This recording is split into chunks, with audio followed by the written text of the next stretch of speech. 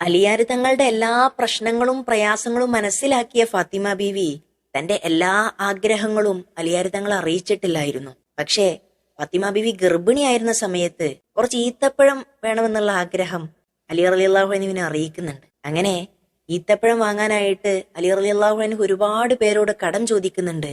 പക്ഷെ എവിടുന്നും കിട്ടിയില്ല.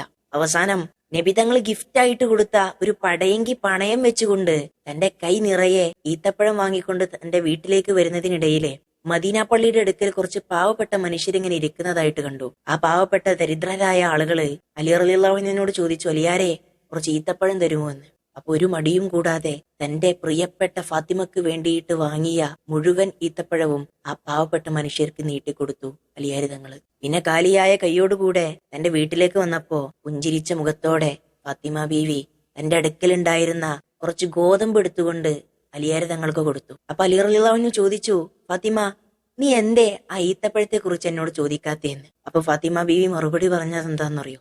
ഒന്നുകിൽ നിങ്ങൾക്ക് ആ ഈത്തപ്പഴം കിട്ടിയിട്ടുണ്ടാകില്ല, അല്ലെങ്കിൽ എന്നെക്കാൾ അർഹതപ്പെട്ട മറ്റാർക്കോ നിങ്ങൾ അതിനെ കൊടുത്തിട്ടുണ്ടെന്ന്. രണ്ട് മനുഷ്യരായിരുന്നെങ്കിലും ഒരേ ഹൃദയമായിരുന്നു അവരുടെ. The perfect couple of all time, Ali റളിയല്ലാഹു അൻഹുവും ഫാത്തിമ ബീവി.